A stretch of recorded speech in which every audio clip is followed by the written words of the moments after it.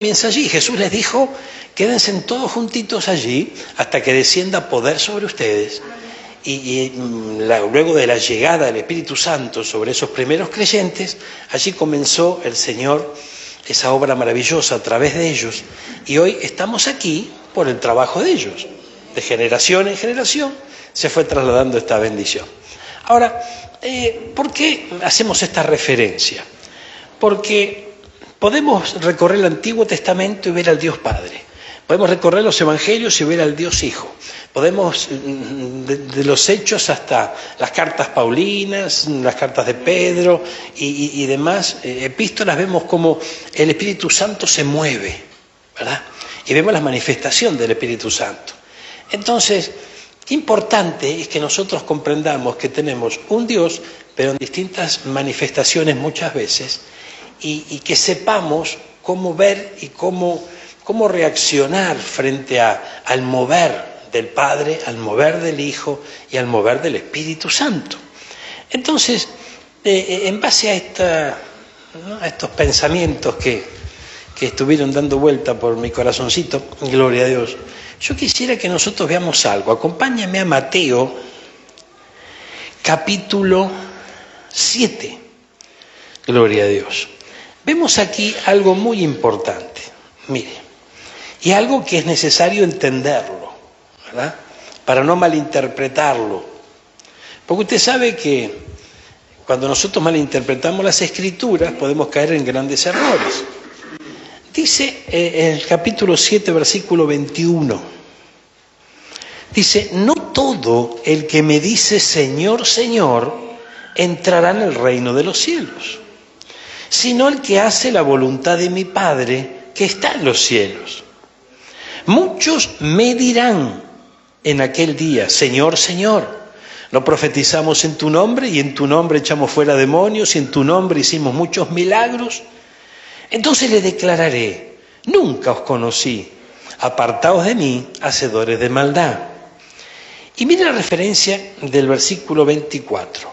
Cualquiera, pues, que me oye estas palabras y las hace, le compararé a un hombre prudente que edificó su casa sobre la roca. Aquí está hablando, ¿no?, de aquel momento en donde justamente muchos van a enfrentarse con el Señor, ya sea porque el Señor los llamó o porque nos vino a buscar, ¿verdad? Usted sabe que cuando alguien parte de esta tierra, la primera etapa que va a transitar, no en esta tierra obviamente, sino es entrar en la presencia de nuestro Señor y allí vamos a rendir cuenta, gloria a Dios. Pero no obstante eso, es importante que veamos aquí algunas palabras que son interesantes. Mire, no todo el que me dice Señor, Señor, y es aquí donde yo quiero poner el acento, Señor, Señor. Nosotros, mire, es importante porque recorremos el Antiguo Testamento y como recién decíamos, vemos la manifestación de Dios como Padre. De hecho, nuestro Señor Jesucristo nos enseñó una oración hermosa, que ¿cómo comienza? Padre nuestro. Bueno, ahora, en cuanto a poder conocer la fase del Hijo, yo creo que aquí necesitamos entender algo para que nuestra vida en Cristo pueda realmente tener los frutos que Él espera que tengamos. Porque aquí dice, no todo el que me dice Señor, Señor. Si nosotros vemos que aquí, gloria a Dios, hay quienes lo llamaban Señor. Si nosotros nos vamos a San Juan, mire, en el capítulo, 13, encontramos que Jesús lava los pies de los discípulos. ¿Cuántos conocen esa historia? En un momento, gloria a Dios, en el versículo 12 dice, así que después que les hubo lavado los pies, tomó su manto, volvió a la mesa y les dijo, ¿sabéis lo que os he hecho? Y sí, lavó los pies, ¿no es cierto? Gloria a Dios. Pero esto significaba algo. Entonces, mire, dice el versículo 13, vosotros me llamáis Maestro y Señor, y decís bien porque lo soy. ¿Qué es? Maestro y Señor, gloria a Dios. Pero mire lo que dice Él, gloria a Dios. Vosotros me llamáis Maestro y Señor. Estamos en el capítulo 13 de San Juan, versículo 13. Vosotros me llamás Maestro y Señor y decís bien, porque lo soy. Pues si yo, esto es como Él lo establece, no como los otros le dicen. Si yo el Señor y el Maestro he lavado vuestros pies, vosotros también debéis lavaros los pies los unos a los otros. Porque ejemplo os he dado. Entonces, aquellos a los cuales le lavó los pies, lo veían como Maestro y en segundo lugar Señor. Pero Él dijo, yo soy Señor primeramente y Maestro luego. Entonces, aquí lo que yo quiero que revisemos es algo que es muy importante, poder entenderlo, ¿verdad? Después si lo ponemos por obra son otros 20 pesos, pero el tema es que podamos entenderlo primero. El Señor espera que vos y yo lo reconozcamos a Él como Señor. Y cuando hablamos de reconocerlo como Señor, tenemos que entender que es Señor de nuestra vida. A lo largo y a lo ancho de las Escrituras nosotros vemos que nuestro Señor, el deseo que siempre tuvo, es que su pueblo haga su voluntad. Con su amor, con su misericordia, con su enseñanza, con su capacitación, a través de los ministros que levantaba, Él impartía su doctrina para que su pueblo reciba esa doctrina y haga lo que Él le dice. Entonces, fíjese que muchos en aquel día me van a decir, Señor, Señor. Pero la pregunta sería, ¿realmente fui el Señor? Y si eso lo trasladamos a nuestra vida, tenemos que entender que en algún momento, ya no en esta tierra, en algún momento vamos a pasar por esa etapa, en donde es importante que si le decimos Señor, Él lo haya sido. ¿Y qué significa que lo haya sido? Ser el Señor de nuestra vida, a grandes rasgos, después lo podemos desmenuzar un poquito, tenemos que entender que el Señor es el que gobierna, el Señor es el que dirige, es un amo, ¿verdad? Y un Señor que tiene sus súbditos. Y entonces Él, como Padre, bueno, sí, pero Él es Padre y Él es amoroso, Él es amor. Claro que sí, no estamos diciendo otra cosa. Pero eso es una fase de Dios, ¿verdad? Él con amor, con misericordia nos llama, se revela a nuestra vida, nos va acompañando, nos lleva de la mano hacia el bautismo en agua, luego sigue este camino precioso, nos va capacitando, nos va enseñando, mientras tanto va arreglando muchas veces ciertas situaciones en nuestra vida. Y comienza una obra que Él promete terminarla.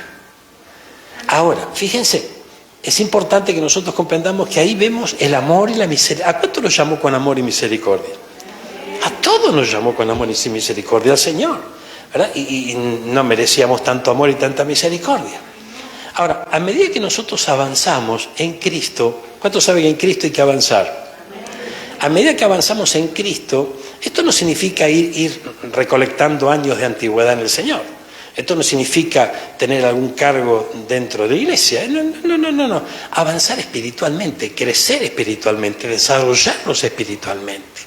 Y no por el hecho de memorizar o tener conocimiento de cómo, ¿no? De cómo se mueve la iglesia, de las costumbres y demás. No. Estamos hablando de ir prosperando en nuestra alma. Ir prosperando. Y ir prosperando tiene que ver con que poco a poco se vaya reflejando en nuestra vida Cristo. Amén.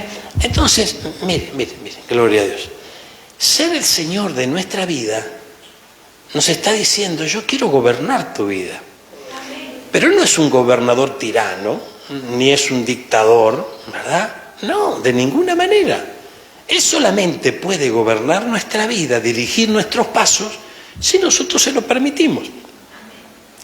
Y tristemente a veces nos encontramos en ciertas situaciones donde ni siquiera nos damos cuenta que no lo dejamos actuar. Y esto es bien tremendo. Entonces, ¿y por qué razón? Yo no sé si a usted le pasó, pero fíjense que hay momentos en donde, no sé, tal vez fuiste a algún trabajo nuevo o de repente te enseñaron algo y siempre está aquello, ¿no? Como que tenemos, que yo lo puedo hacer, yo lo hago, déjame que yo ya le tomé la mano, yo me arreglo, ¿no es cierto? Déjeme solo, ¿no? Déjeme solo que yo me la rebusco, vas a ver cómo voy a salir adelante, hay fuerza de voluntad, y todo eso parte de nuestra naturaleza, obviamente, ¿verdad? Ahora, mire, lo interesante de esto es que hay personas que de repente llegan a Cristo comprendiendo de que solas no pueden seguir. Y ahí hay una rendición realmente profunda al Señor para que el Señor dirija los pasos, ¿verdad? Ahora hay otras personas que tal vez no, ¿verdad? En donde de repente entienden que necesitan a Cristo, necesitan un cambio de vida, pero todavía se creen ¿no? Con la capacidad, se creen con la fuerza, se creen con la sabiduría de poder arreglar las cosas, ¿no? De alguna manera. Y ahí es donde muchas veces se da un choque que ni siquiera notamos a veces.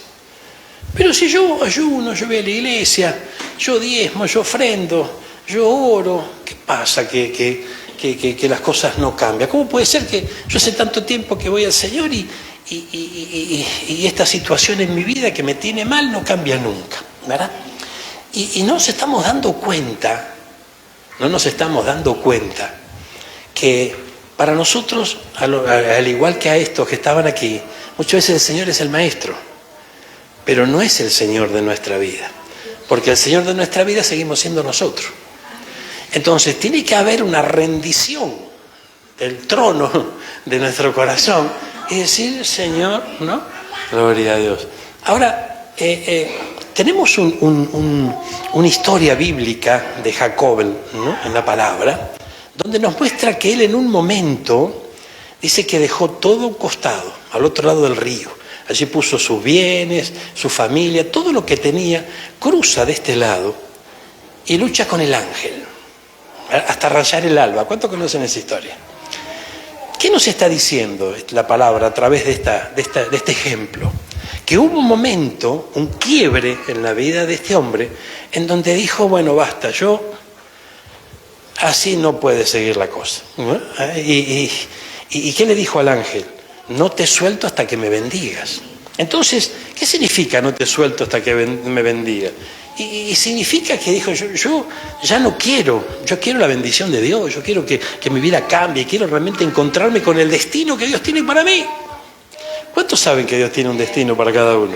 Es importante entenderlo, porque, fíjese, hay personas que de repente dicen, bueno, mira, yo con Cristo vivo mejor, yo con Cristo las cosas me van mejor, tengo paz, ¿verdad? Sí. Y ya no estoy tan loco como antes, ya estoy más tranquilo, bueno, ya. Pero mi vida es mi vida. ¿Amén? Hasta aquí, todo bárbaro. Pero no avancemos un poquito más. Entonces, ¿quién es el que quiere avanzar sobre nuestra vida? Es el Señor. No es el hombre, no es el pastor, no es el ministro que Dios puso y nos puso bajo su cuidado. No. No es la denominación, porque la iglesia esta hace así, la iglesia hace así. No. Es Cristo el que quiere avanzar sobre nuestra vida. En determinado momento, hoy, mañana, pasado, no sé, pero en determinado momento, cada uno de nosotros vamos a experimentar y sentir eso, le llamamos la espada contra la pared, y tal vez sí, ¿verdad? Pero no es la espada del enemigo. Es la espada. ¿Cuál es la espada del Señor? Es la palabra, gloria, es la palabra. Era palabra, y vos y yo y nos enojamos y decimos, pero el pastor ¿qué se la da? Pero mirá la palabra, justo vengo a la iglesia, yo que vine a hablar de esto, y vine a hablar del otro, y nos vamos enojados, y después venimos de vuelta, y Señor, perdóname, pero y no sé, qué sé yo, y bueno, ahora andamos mejor, porque bueno, sí, y me distraigo, y después llego otro día donde viene otra vez la palabra, y otra vez acorralado vos y yo, por el Señor. ¿Por qué Dios es malo? No. Porque Él quiere ser Señor. Él quiere ser Señor. ¿Y qué significa que Él quiere gobernar nuestra vida? Ay. ay, ay. Dice que nuestra vida está escondida en Cristo. Él es la vida, Él es la verdad, Él es el camino. Entonces, fíjese que necesitamos conocer la faceta del Hijo como Señor y que definitivamente sea el Señor de nuestra vida. Tal vez no lo logramos en un 100% todavía, es muy probable, pero no vamos a bajar los brazos. Necesitamos saber que allí vamos. El que piensa que no va a rendir esta materia frente al Señor se equivoca. En algún momento, esto es como en la escuela. Vos no rendís el examen hoy, bueno, vamos a diciembre, y vamos a marzo. Y bueno, te la llevarás previa, pero más de 2 no va, y tarde o temprano, y si no, no tenés el certificado. Estudiaste 6 años y no tenés el título. Entonces, es importante comprender esto. Pero entonces me estás presentando un Dios malo, un Dios tirano, un Dios que no tiene amor, que no tiene misericordia. ¡No! No, Dios es Padre, pero también es Hijo, que quiere ser Señor de nuestra vida. ¿Amén? Entonces, mire cómo el ejemplo de Jesús. Él nació en un hogar donde había padre y madre. Se tuvo que sujetar, siendo Dios, se tuvo que sujetar a la crianza y a la dirección de esos papis. Llegó un momento en que él mismo le dijo a esos padres: en las cosas de mi Padre tengo que estar. ¿Pero por qué se lo dijo?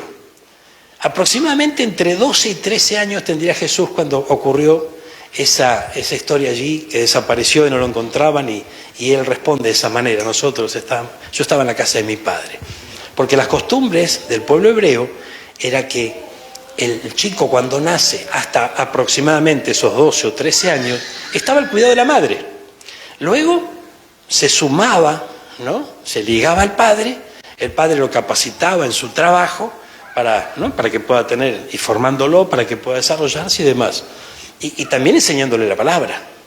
Entonces, cuando él le dice a María y José: en las cosas de mi padre tengo que estar, muchos pueden haber dicho: bueno, tendría que estar en la carpintería. Sin embargo, no, él está hablando de su Padre Celestial, por eso estaba en el templo. Ahora, volviendo, no me quiero ir por las ramas, volviendo aquí, llamáis maestro y señor, y decís: bien, porque lo soy. Pero dice, ¿qué dice?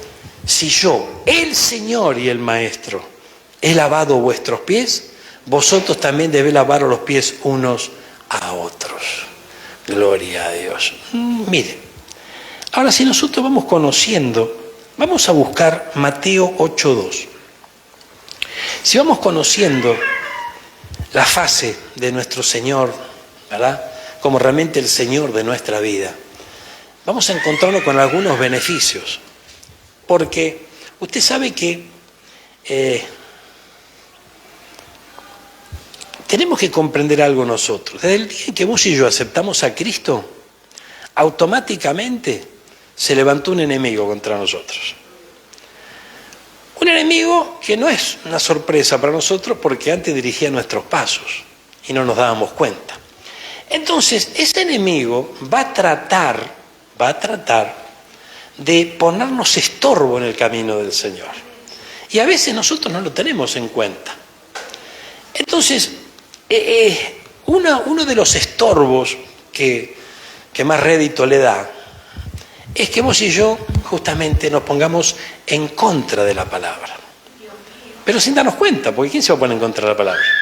¿Te pones en contra de la palabra? No tiene sentido ponerse en contra del Señor. Pero sin darse cuenta, sí. Entonces va a sembrar. Por eso Pablo le decía a Timoteo: guarda tu corazón. Sobre toda cosa guarda tu corazón.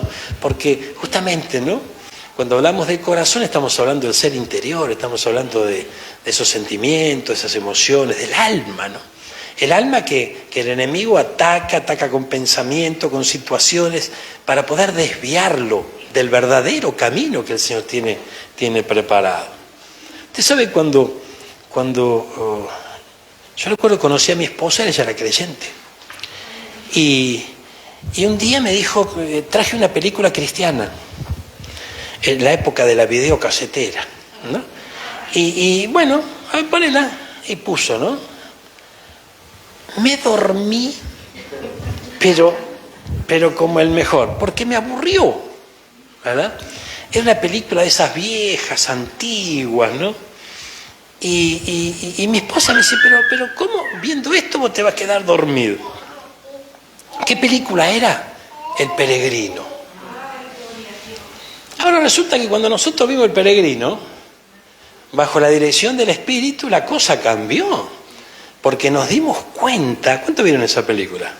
Y si no la viste, tenés que verla. Tenés que verla. Porque fíjense que Cristian, el personaje central, comienza un camino hacia la ciudad celestial. ¿Qué es para nosotros la ciudad celestial? La vida eterna en Cristo Jesús. Y en ese camino aparecían distintas situaciones que solamente pretendían ponerle tropiezo para que no puedan avanzar. Y era muy sutil en muchas oportunidades y hasta lógica las cosas que aparecían y que les decía esos instrumentos que el enemigo tenía. Entonces, mire qué importante es que comprendamos que este camino que usted y yo estamos recorriendo es como el de Cristian, es como el del peregrino. Por eso Abraham, el padre Abraham, ¿qué dijo? Yo soy extranjero y peregrino sobre la tierra. Entonces, ahí ya hay que replantearse muchas cosas. Si usted es extranjero y es peregrino, ¿verdad? Obviamente un extranjero y un peregrino difícilmente se arraigue a esa tierra. ¿Usted conoce a algún extranjero? Si usted conoce a algún extranjero, usted va a ver que, aunque viva ante nosotros, él siempre está pensando en su tierra. Siempre, en algún momento yo quisiera volver, en algún momento. ¿Por qué? Porque está en su corazón. Son sus orígenes y demás. Ahora, si nosotros entendemos, como lo dice las Escrituras, no porque lo diga yo, que nuestro amado Señor Jesucristo dijo, ustedes están en el mundo, pero no son de este mundo, entonces nos tenemos que despertar esa realidad. Si no somos de este mundo, ¿de dónde somos? Somos de Cristo, bárbaro, pero ¿de dónde somos? ¿Y cómo somos del cielo? Si yo nací en San Martín y, bueno, ¿dónde naciste? Vos naciste en un barrio de Guapos, allá en Pompeya, ¿no? O sea, pero, claro, ¿cómo y de dónde somos nosotros? No, nosotros somos esta tierra, yo nací acá, con papi, con mami, claro que sí. Pero el Señor está hablando de nuestros orígenes. Si tenemos un Dios tripartito y el hombre es tripartito, ¿por qué es tripartito el hombre? Espíritu, alma y cuerpo. Del cuerpo mucho no vamos a hablar porque ya entendemos. Pero el alma se encierran allí las emociones, los sentimientos, el intelecto, ¿verdad? Los pensamientos, etc. El espíritu lo formó Dios. Cuando vos y yo pasamos por la, vamos a llamar puerta dimensional del vientre de nuestra mami y nacimos aquí, allí en el vientre de mamá se nos proporcionó esa alma y se nos proporcionó ese cuerpo, que no sabemos cómo fue. A ver, no sabemos cómo fue, pero el espíritu lo envió el Señor. Entonces, no es que vos y yo tenemos un espíritu, somos espíritu que tenemos un alma y tenemos un cuerpo, ¿verdad? Entonces, si somos espíritu y el espíritu proviene del Padre y vuelve al Padre, ¿de dónde somos? Cuando Jesús decía, ustedes no son de aquí, no estaba hablando de nuestra composición física, de nuestro cuerpo, ni tampoco de nuestra cultura, nuestro intelecto, nuestras emociones, nuestros sentimientos.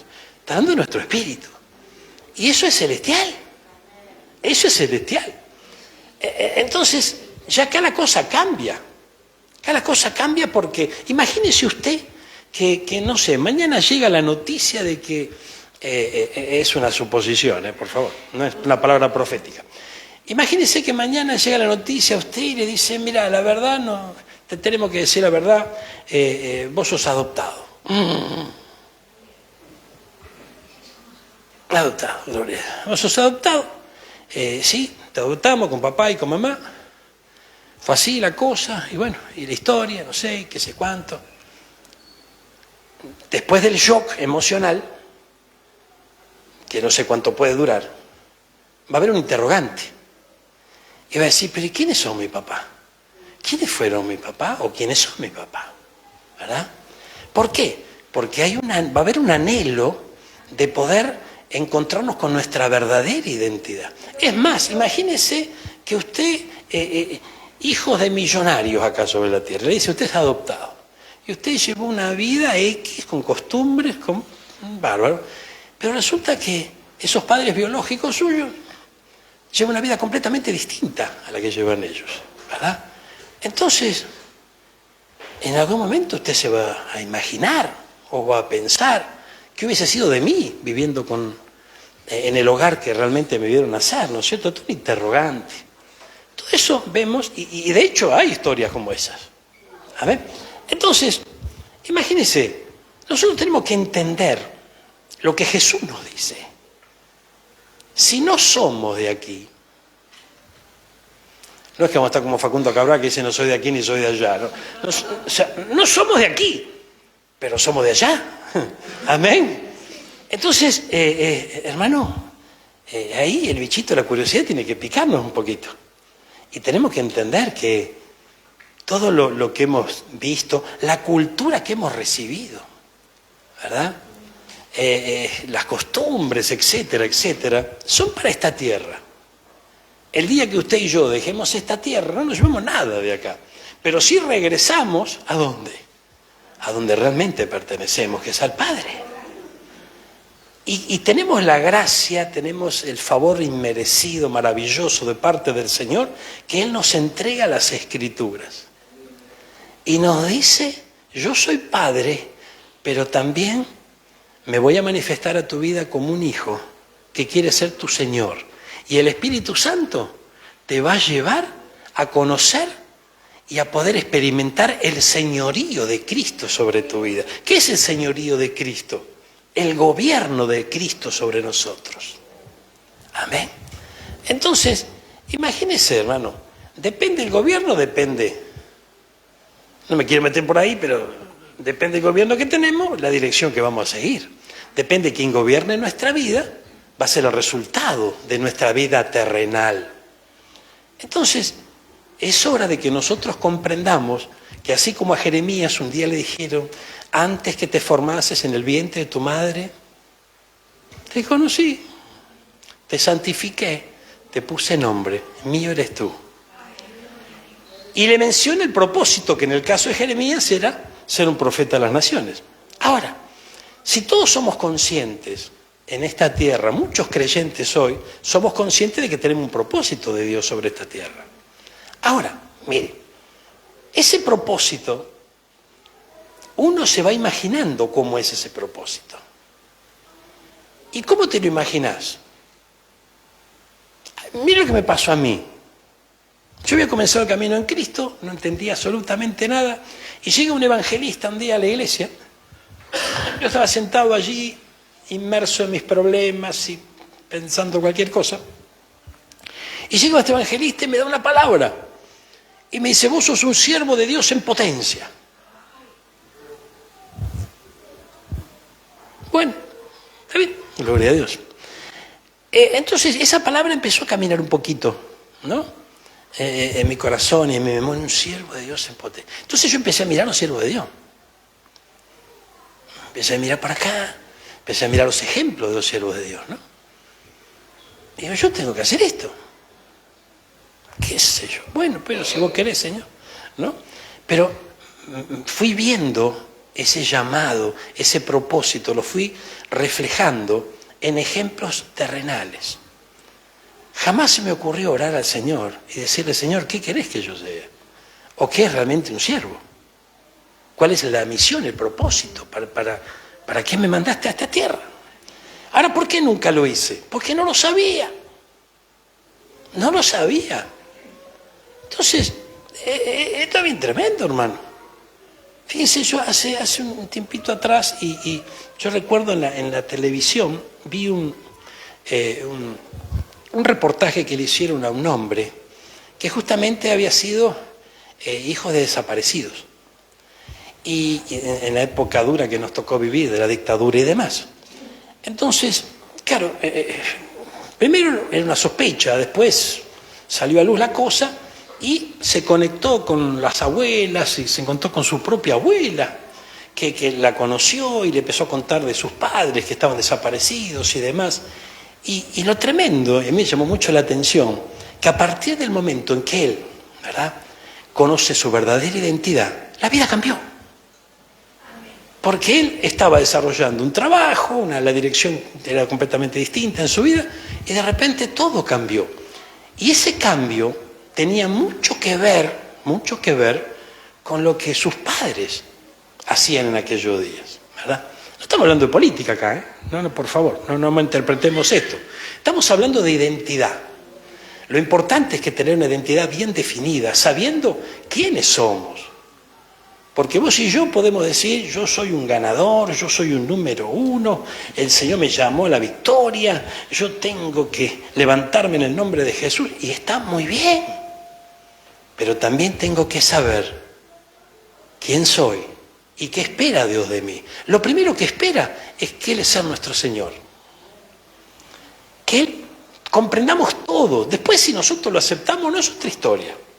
Después, si nosotros accedemos o no, bueno, eso ya depende de cada uno. Pero tenemos que comprender que tenemos un Dios que quiere ser nuestro Señor. Y que jamás va a intervenir y va a irrumpir en nuestra vida para que sea la fuerza la cosa. No, al contrario. Sino de común acuerdo. La historia de Ruth. ¿Cuántos conocen el libro de Ruth? Ruth tomó una decisión y dijo a su nuera: tu pueblo será mi pueblo y tu Dios será mi Dios. Y allá se puso en las manos del Señor. Entonces, qué importante es comprender que muchos de nosotros hemos dejado una vieja vida y esa vieja vida tiene que quedar en el olvido. Hemos nacido de nuevo en Cristo Jesús y tenemos que estar en las manos de Él y dejar que Él dirija nuestros pasos.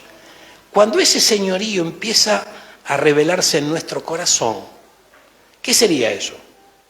Que lo podamos entender, pero no con la cabecita, sino con todo el corazón.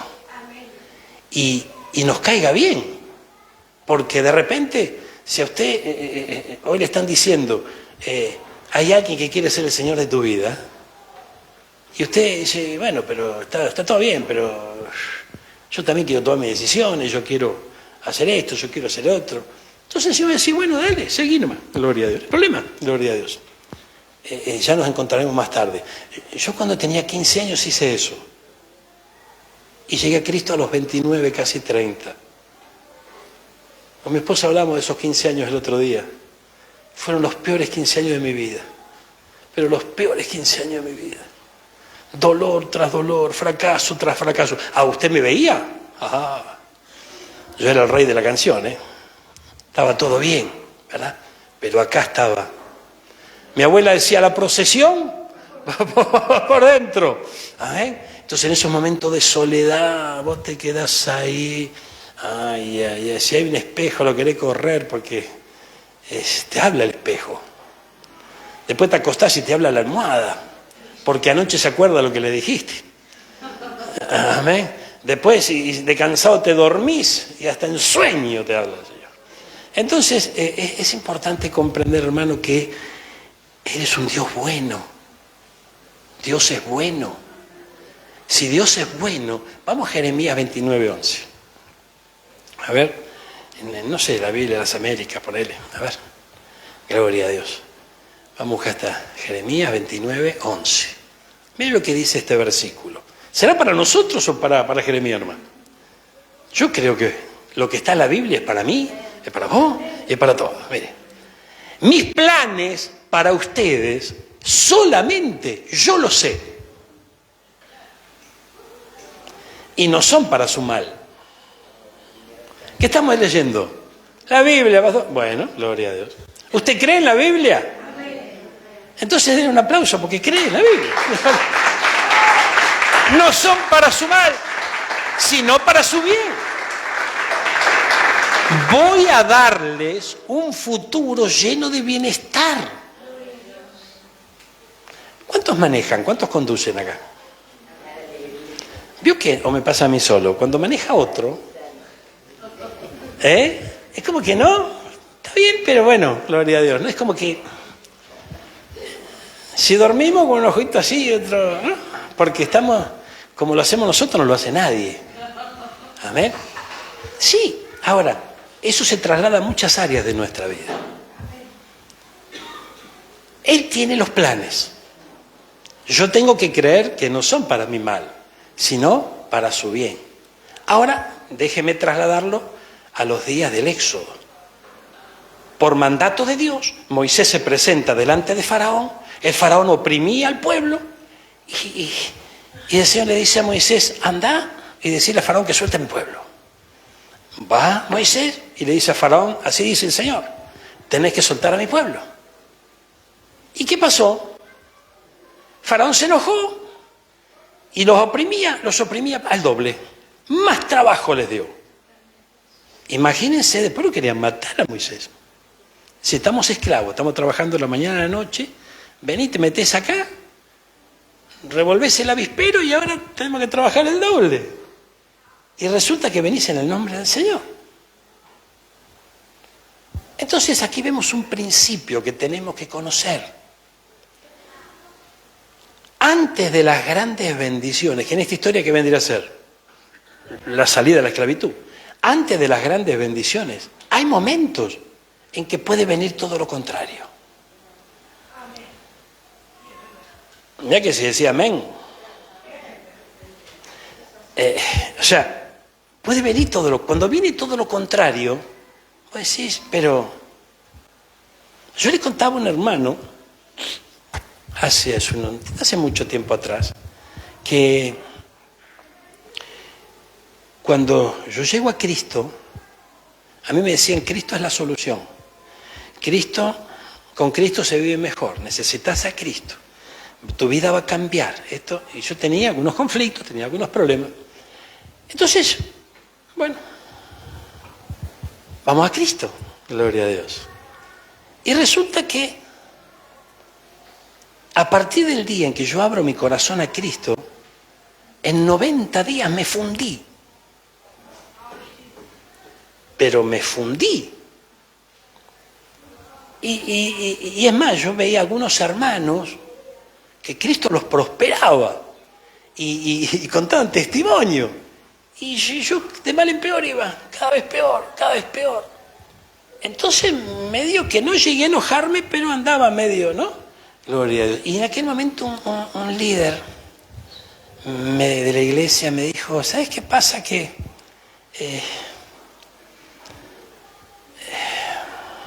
sin Cristo puede pasar cualquier cosa. Pero yo tengo a Cristo. Vos tenés a Cristo, porque aceptaste a Cristo en la campaña evangelística y dijiste, yo abro mi corazón, te acepto como ¿qué? Gloria a Dios. Pero obviaste la palabra Señor. Lo aceptaste como Salvador. Pero es Él el que tiene que guiar. Gloria a Dios. Entonces, me dijo, ¿por qué no me explicas un poquito de qué se trata tu trabajo? Entonces yo le expliqué. Yo le puse palabras bonitas y todo, pero él enseguida se dio cuenta y me dijo, ¿sabes qué pasa? Que todo tu trabajo está cimentado en una mentira.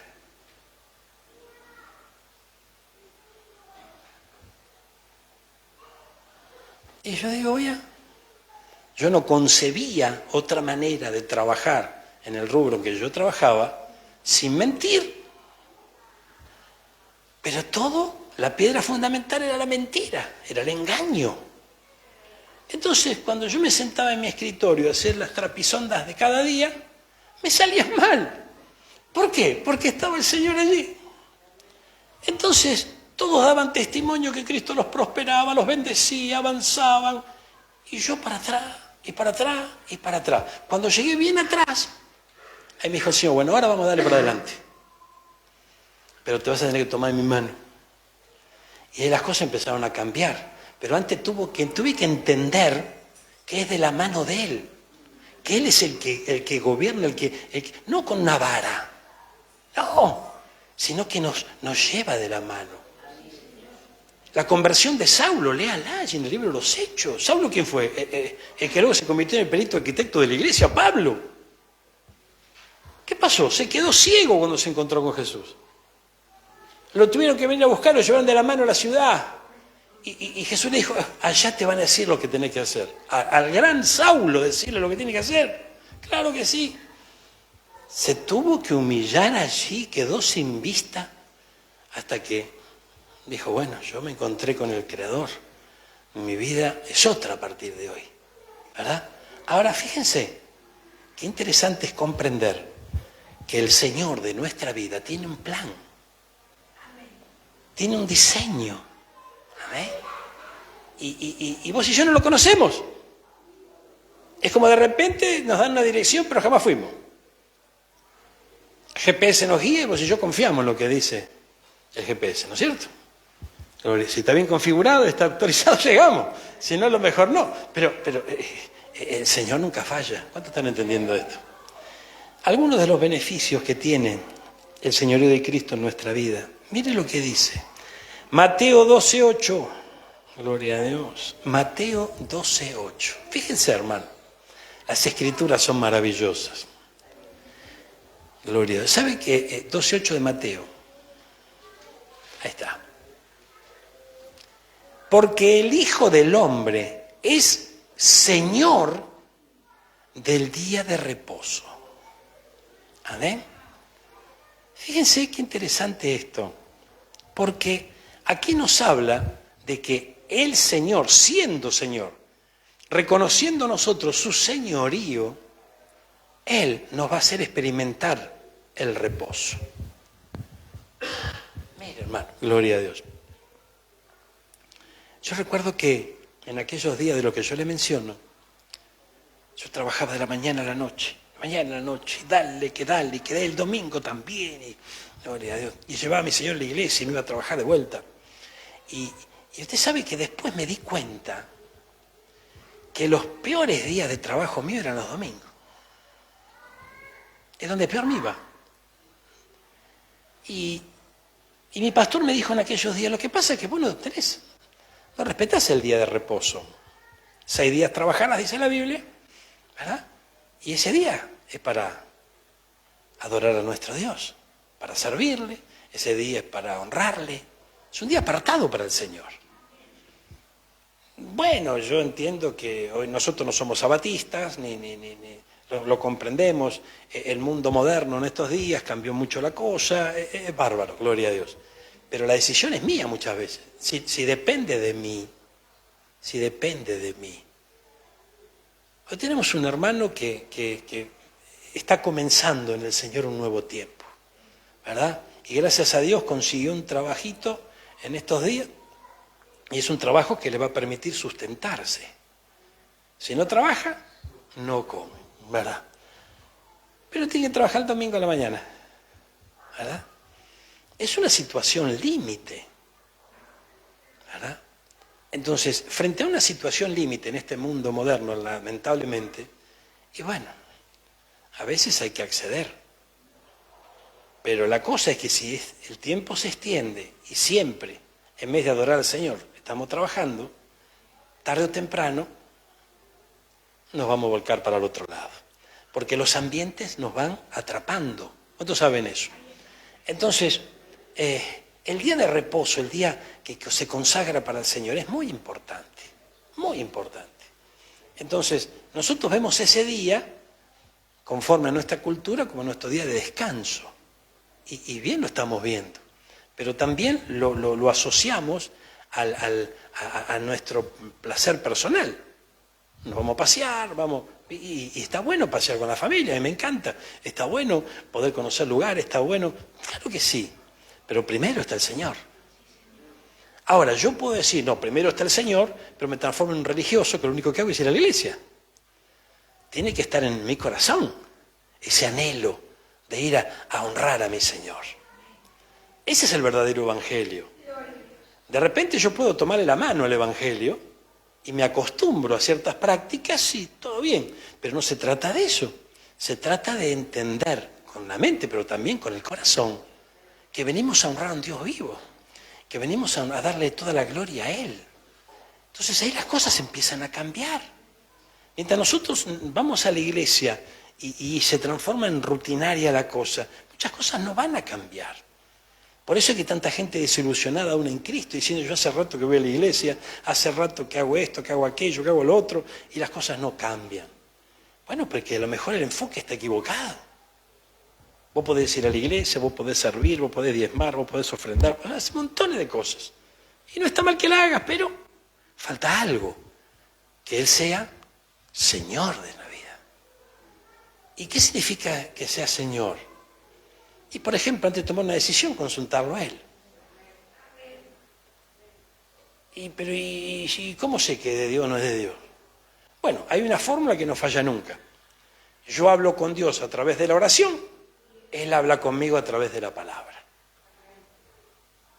Vamos a empezar por ahí. Después hay otras manifestaciones, hay otras situaciones que analizándola bajo la luz de la palabra, bajo la unción del Espíritu Santo, podemos ver si son de Dios o no. Pero para arrancar el Génesis está por ahí. Yo hablo con Dios a través de la oración, Él habla conmigo a través de la palabra. ¿Amén? Después, a ver, acompáñeme. A ver. Ay. Lucas 10:1. Mire, Lucas 10:1. Es importante entender esto. Pero muy importante. Mire. Después de estas cosas, designó el Señor, no el Maestro, no el Salvador, el Señor. Designó también otros 70, a quienes envió de dos en dos delante de Él a toda ciudad y lugar donde Él había de ir. Entonces aquí entramos a conocer algo que es importante. Siempre el Señor, en el trabajo que va a desarrollar en nuestra vida, va a utilizar un ministro. No, pero el Espíritu Santo a mí me habla, a mí me dirige, el Espíritu Santo me revela. Está todo bárbaro. Por supuesto que sí, no hay discusión. Pero siempre va a haber un enviado. Que yo lo reconozca o no es otra historia. Eso son otros 20 pesos más. ¿Ven? Si yo lo reconozco o no, bueno. Entonces, fíjese qué tremendo esto. Porque le cuento que yo era un descarriado grande, hermano. Y la primera vez que pisé la iglesia, vaya a saber cómo lo miré al pastor, ¿no? Porque después de un ratito él me dijo, y bueno, ¿qué va a hacer? Yo soy el pastor acá, ¿qué va a hacer? Andá a saber, le dije todo con la mirada, no sé qué habrá pasado, ¿no? Pero interpretó bien, pudo discernir bien. ¿Qué estaba pensando yo? ¿Este es el pastor? Y cuando lo vi en ojota, ¡ay, Señor! La primera vez que yo vi al pastor en ojota se me cayó un ídolo. Porque tenía una uña encarnada. Y yo digo, no puede ser. Una verdad que tengo una uña encarnada del pastor. Bueno. Vos te reís, pero yo estaba en problema. Porque yo tenía una mirada muy terrenal de las cosas. ¿Entendés? Yo miraba como muy terrenal. No, el pastor tiene que tener corbata. El pastor, por favor, tiene que ser... El pastor. Y con esa mirada me encontré con cada uno, hermano. Gloria a Dios. La pastora. Bueno, después le cuento. Me cuenta que estaba resistiendo al Señor. No es que era un pan de Dios el pastor, maravilloso, hermoso siervo del Señor. No, estamos hablando de que era malo ni más, pero yo me resistía al camino que el Señor me estaba trazando. ¿Verdad? Y fue tremendo eso, porque realmente, hermano mío, pude entender después de un trato de parte del Señor que estaba equivocado. Pero en esa etapa la pasé mal. Hasta que pude comprender que yo no elijo la iglesia. Hoy fíjense, sobran las iglesias.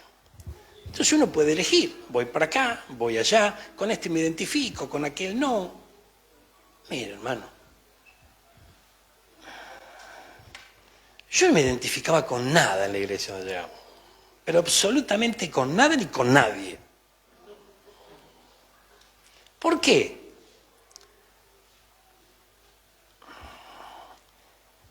Si vos sos un sinvergüenza y en la iglesia hay santos, ¿en qué te vas a identificar? Si vos no sos capaz de reconocer autoridad, porque jamás obedeciste a tu padre ni a tu madre, hiciste cualquier cosa, y si era un jefe te enojabas y pegabas un portazo, ¿qué culpa tiene el pastor? Entonces, los equivocados no eran los hermanos o el pastor o el lugar, el equivocado era yo. Ahora, gracias al Señor que pude entenderlo.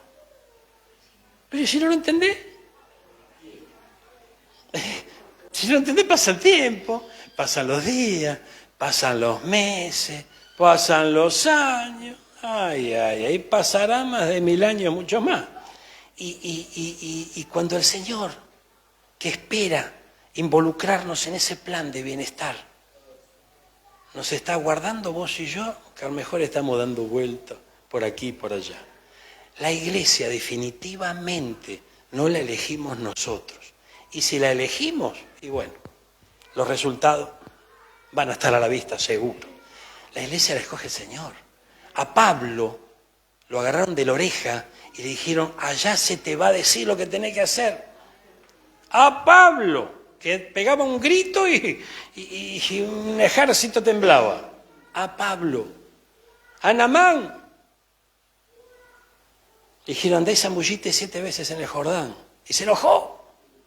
Porque dijo, 7 veces en el Jordán. ¿Cómo si yo tengo, en mi país hay ríos más limpios y más lindos que esto? Sin embargo, era por ahí. Entonces, claro, antes de las grandes bendiciones viene todo lo contrario. Entonces, pero vos tenés que saber que es el Señor que te llama. Cristo pasó por un lugar donde estaba Mateo. Allí era un recaudador de impuestos. Lo único que le dijo es, sígueme. Y este bárbaro se paró y lo siguió. Pasó por allí, por la costa, había quienes estaban remendando redes y estaban trabajando en el puerto y dejándolo todo le siguieron. Porque escucharon en su corazón el llamado del Señor. Mire si Moisés hubiese agarrado un lápiz y un papel y simplemente hubiese pensado o calculado cómo le iba a dar de comer a toda esa gente, jamás hubiese hecho lo que el Señor le dijo que haga. ¿Y quién se encargó de alimentarlos? El Señor. Entonces, la vida en Cristo a veces no es la que nosotros nos imaginamos, ¿verdad? Y el diablo que te dice es dolor, es sufrimiento. No, vas a tener, estás sirviendo a Dios, y ahora vas a ver. No, de ninguna manera. Servir a Dios es un privilegio. Servir a Dios es una honra. Entonces, hermano, si tenemos que pasar por algún que otro Jordán, si tenemos que pasar por algún que otro valle, ¿sabe por qué? Porque el Señor está completando su obra en nosotros. Y eso es importante entenderlo. Cuando vos y yo íbamos a la iglesia imperial, ¿cuál es la iglesia imperial? No estábamos ahí y decíamos, por mi culpa, por mi gran culpa.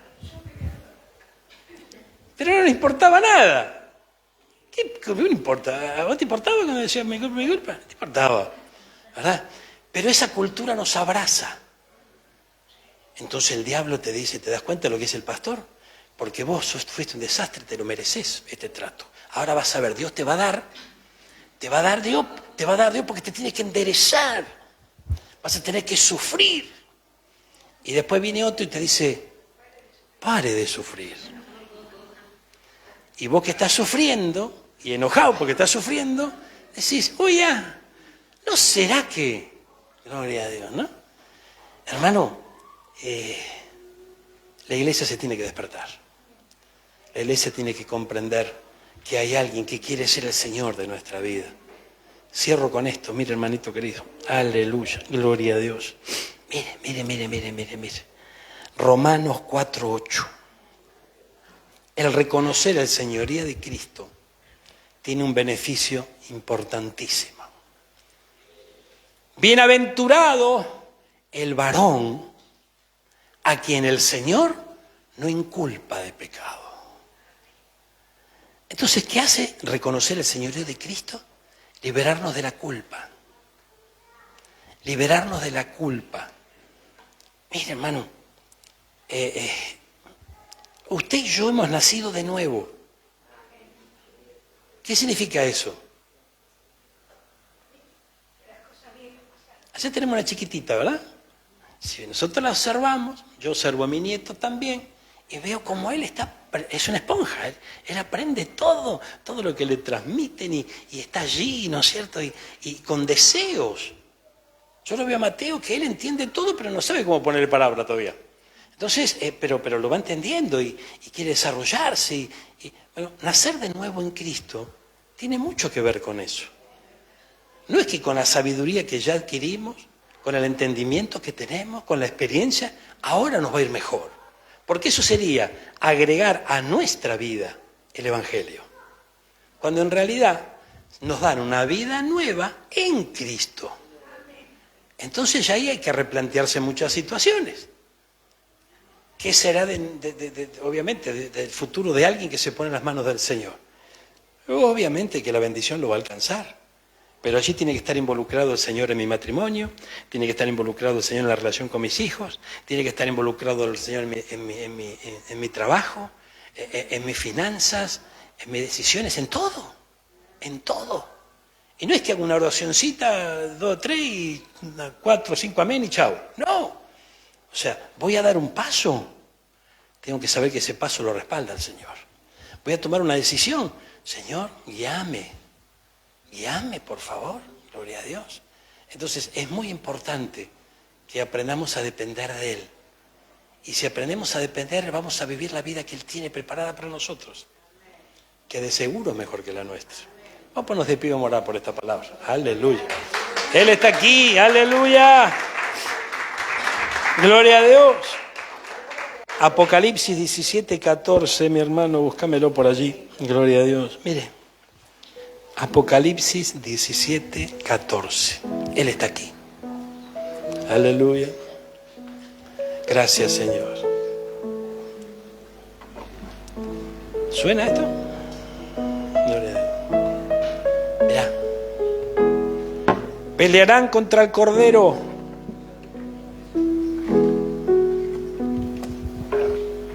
¿Te acordás cuando nos decían? Este es el Cordero, amén, que quita el pecado del mundo.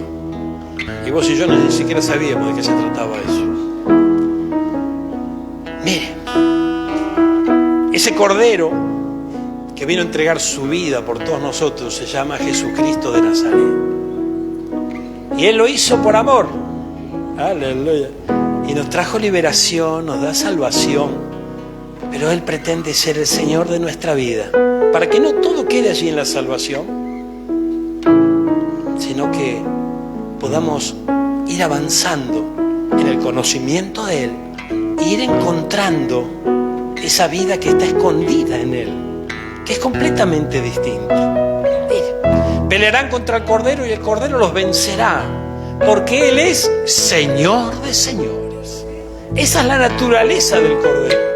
Él es Señor y Él no va a cambiar por vos y por mí. Él es, fue y será Señor, y de Señor de señores. Pero mirá lo que dice luego. Y los que están con Él, los que están bajo su señorío, son llamados, elegidos y fieles. Aleluya. Mira, hermano, dice que muchos son los llamados, pero pocos los elegidos. Y mucho menos los fieles. Gloria a Dios. Pero ahí vamos nosotros, hermano. Gloria a Dios. El Señor está buscando un remanente, y en todo lugar existe un remanente. Por más lugar negativo, por más ciudad pecaminosa, no sé, siempre hay un remanente. Quiera Dios que en una noche como esta podamos escuchar en nuestro corazón la voz del Señor que nos dice: mío eres tú, mío eres tú. A alguien le dijeron bienaventurada y el Espíritu Santo se posó sobre ella. Gloria a Dios. Cuando el Espíritu Santo se posa sobre nosotros, también somos bienaventurados. Dichoso significa bienaventurado. Señor, yo te doy gracias. Te doy gracias por la enseñanza de tu palabra de este día. Cuando recorremos las Escrituras, Señor, y vemos el relato de ese ministerio tuyo, vemos que hiciste muchos milagros, sanidades, liberaciones, y fueron realmente maravillosos todos ellos. Pero si sumamos relato tras relato, historia tras historia, nos damos cuenta de que una de las cosas que más hiciste estando en esta tierra fue enseñar tu palabra. Y le dijiste a los tuyos, ustedes están limpios por la palabra que yo les he dado. La palabra nos limpia, la palabra nos purifica, la palabra nos va quitando, hermano mío, todo lo que no es necesario que sigamos llevando. Este es el tiempo donde tendremos que quitar peso de nuestra vida. Y tal vez estamos cargando con dificultades, estamos cargando con situaciones que no deberíamos seguir llevando sobre nuestros hombros, sin tomar la carga que tiene nuestro Señor, que es ligera y es fácil de llevar. Señor, yo te doy gracias en esta noche. Gracias por lo que estamos aquí delante de tu presencia. A todos nos convocaste en este día a poder estar aquí. Gracias por los que nos están escuchando en la radio. Gracias por aquellos que están sumados a la transmisión en este día. Gracias porque a través de ese medio estamos llegando, no sé saber dónde, pero tu voz va a ser escuchada. No la voz del hombre, sino tu preciosa voz. El mensaje del Espíritu mayor que todos los espíritus, el Espíritu Santo del Dios vivo. Señor, gracias por esta palabra. La recibimos humildemente con todo nuestro corazón. Y te rogamos, Padre bueno, te rogamos que nos hagas entender este señorío, de qué se trata, Señor amado. Porque somos duros de servicio. Muchas veces la terquedad, la necedad nos hace perder grandes bendiciones. Pero reconocemos nuestro pecado, Señor. Reconocemos nuestra necesidad. Te pedimos perdón, Señor. Te pedimos perdón si en otro tiempo tal vez no hicimos oído, porque esta no es la primera vez que nos hablas de señorío. Tal vez en otro tiempo lo hiciste, Señor, y no hemos hecho oído a ese llamado. Hoy estamos delante de tu presencia. Por la fe, vos y yo, mi hermano, estamos delante de la presencia del Señor. Y ese Dios maravilloso que un día nos perdonó, nos lavó, nos limpió, nos dio una nueva oportunidad, hoy nos está diciendo: quiero ser el Señor de tu vida. Aleluya. Te adoramos, Señor. Decíselo.